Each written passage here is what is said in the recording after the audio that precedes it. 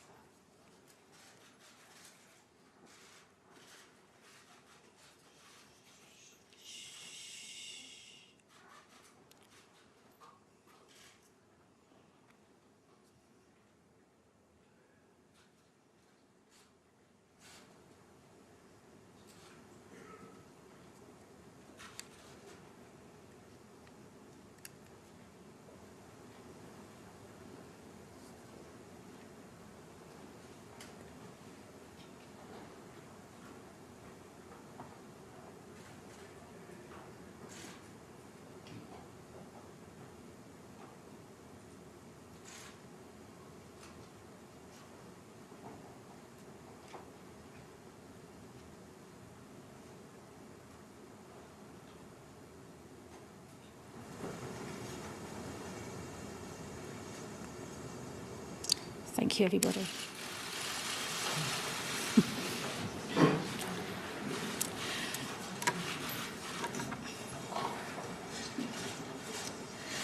In the circumstances, it's appropriate that we resume Labour's campaign with a speech from our party leader, Jeremy Corbyn. And that allows him the opportunity to set out his commitment to the most important issue that affects all of us: the safety and the security of the people across the UK in the face of such appalling terrorism. Jeremy, will you come up to address the audience, please?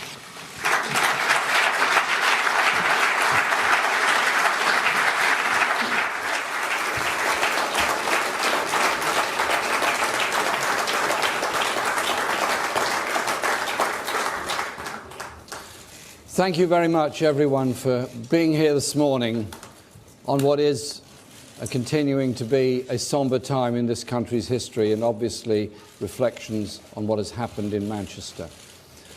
Our whole nation has been united in shock and grief this week, as a night out at a concert ended in horrific terror and the brutal slaughter of innocent people who were out enjoying themselves. When I stood in Albert Square in Manchester at the vigil, there was a mood of unwavering defiance. The very act of thousands of people coming together sent a powerful message of solidarity and love. It was a profound human impulse to stand together, caring and strong. And you know, it was actually very, very inspiring. In the past few days, we've all had perhaps thought a bit more about our country, our communities, and our people. The people we have lost to atrocious violence or who've suffered grievous injury, so many of them heartbreakingly young people. Those young lives will never come back. The people who we ask to protect us and care for us in the emergency services, who yet again did our country proud. The police, firefighters, paramedics, nurses and doctors, people who never let us down and deserve all the support that we can give them. And the people who did their best to help on that dreadful Monday night. The homeless men who rushed forward to carnage to comfort the dying. The taxi drivers who took the stranded home free. the local people who offered comfort and even their homes to the teenagers who couldn't find their parents. Any of us who are parents can understand the unbelievable trauma of knowing your children are at a concert and you know a bomb has gone off and you don't know what's happened to them. They are the people of Manchester. But we know that attacks like the one at the Manchester Arena could have happened anywhere, and that the people in any city, town or village in Britain would have responded in exactly the same way. It is these people who are the strength and the heart of our society. They are the country we love and the country we seek to serve. That is the solidarity that defines our United Kingdom. That is the country I meet on the streets every day. The human warmth, the basic decency and kindness. It is our compassion that defines the Britain I love. And it is compassion that the bereaved families need most of all at this time. To them, I say, the whole country reaches out its arms to you and will be here for you, not just this week, but in the weeks and years to come, as the trauma will never wholly disappear. Terrorists and their atrocious acts of cruelty and depravity will never divide us and will never prevail.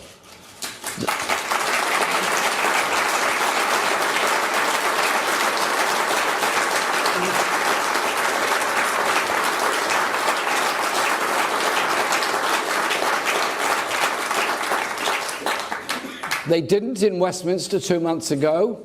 They didn't when Joe Cox was murdered a year ago. They didn't in London on 7/7. And the awe-inspiring response of the people of Manchester and their inspirational acts of heroism and kindness are a living demonstration that they will fail again.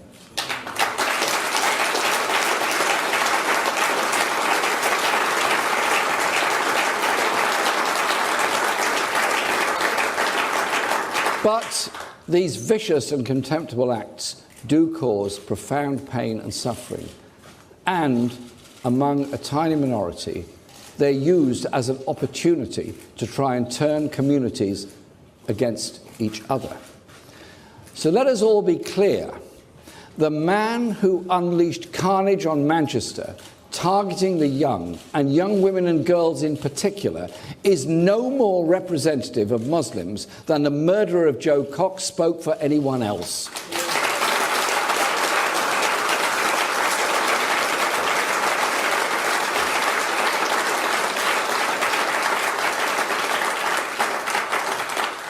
Young people, and especially young women, must and will be free to enjoy themselves in our free society. I've spent my political life working for peace and human rights, and to bring an end to conflict and devastating wars. That will almost always mean talking to people you profoundly disagree with. That's what conflict resolution is all about.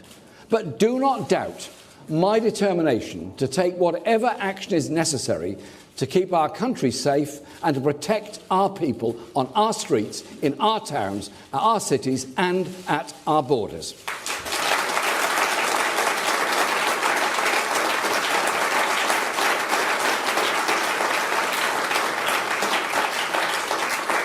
There is no question about the seriousness of what we face. Over recent years, the threat of terrorism has continued to grow. You deserve to know what a Labour government will do to keep you and your family safe. Our approach will involve change at home and change abroad. At home, we will reverse the cuts to our emergency services and police. Once again in Manchester, they proved to be the best of us. Austerity has to stop at the accident and emergency ward and at the police station door. We cannot be protected and cared for on the cheap.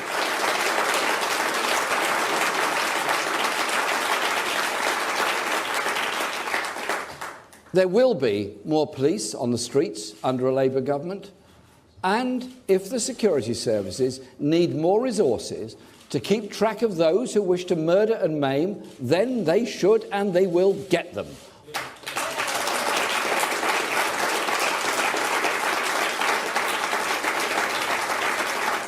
We will also change what we do abroad.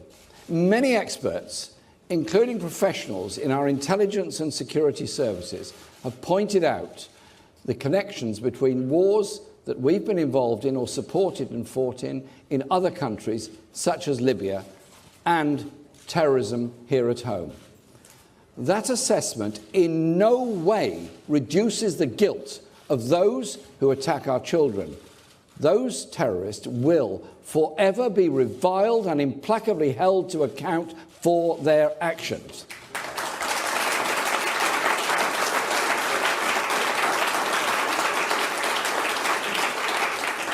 An informed understanding of the causes of terrorism is an essential part of an effective response that will protect the security of our people, that fights rather than fuels terrorism. Protecting this country requires us to be both strong against terrorism and strong against the causes of terrorism. The blame is with the terrorists, but if we are to protect our people, we must be honest about what threatens our security. Those causes certainly cannot be reduced to foreign policy decisions alone. Over the last 15 years or so, a subculture of often suicidal violence has developed amongst a tiny minority of mainly young men, falsely drawing authority from Islamic beliefs, and often nurtured in a prison system in urgent need of resources and reform.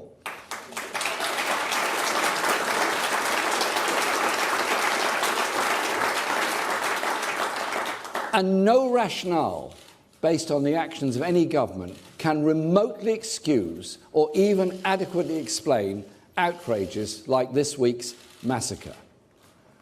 We must be brave enough to admit that the war on terror is not working. We need a smarter way to reduce the threat from countries that nurture terrorists and generate terrorism.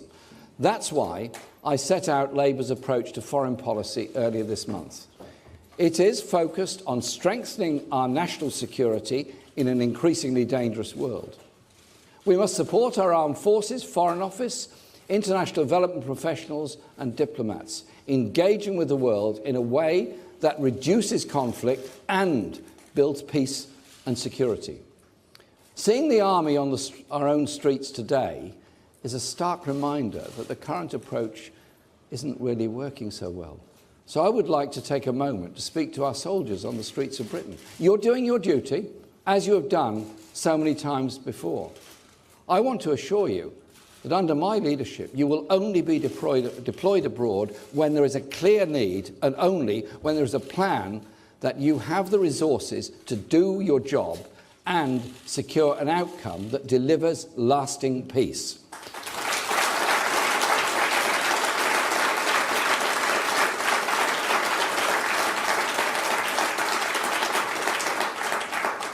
That is my commitment to our armed forces. That is my commitment to our country. I want the solidarity, humanity and compassion that we've seen on the streets of Manchester this week to be the values that guide our government. There can be no love of country if there is neglect or disregard for its people. No government can prevent every terrorist attack. If an individual is determined enough and callous enough, sometimes they will get through. But the responsibility of government is to minimise that chance, to ensure the police have the resources they need, that our foreign policy reduces rather than increases the threat to this country, and that at home we never surrender the freedoms we have won and that the terrorists are so determined to take away.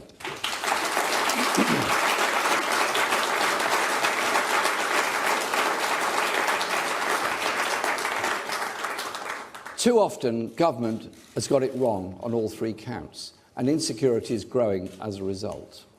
Whoever you decide you should lead the next government, they must do better.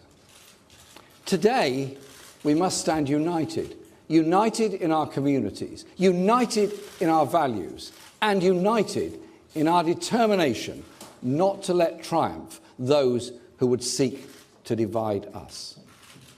So, for the rest of this election campaign, we must be out there demonstrating what they would take away: our freedom, our democracy, and our support for one another.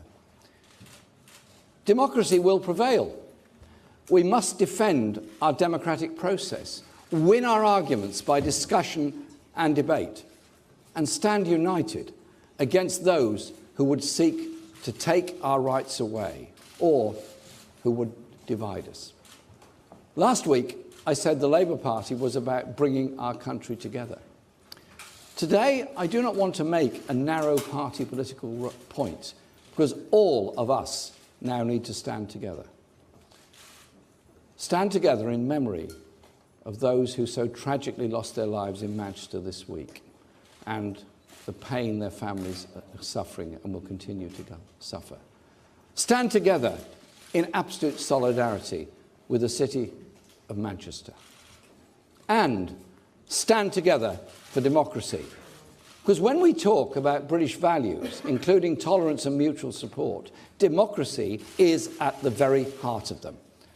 And our general election campaigns are the centrepiece of our democracy. The moment all our people get to exercise their sovereign authority over their representatives. Rallies, debates, campaigning in the marketplaces, knocking on doors, listening to people on their streets, at their workplaces and in their homes. All the arts of peaceful persuasion and discussion are the stuff of our campaigns. They all remind us that our government is not chosen by an autocrat's whim or by religious decree, and never cowed by a terrorist's bomb. Indeed, carrying on as normal is an act of defiance, democratic defiance of those who do reject our commitment to democratic freedoms.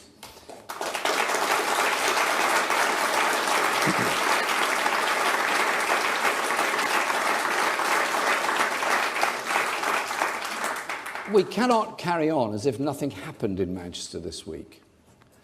So let the quality of our debate over the next 2 weeks be worthy of the country we are proud to defend.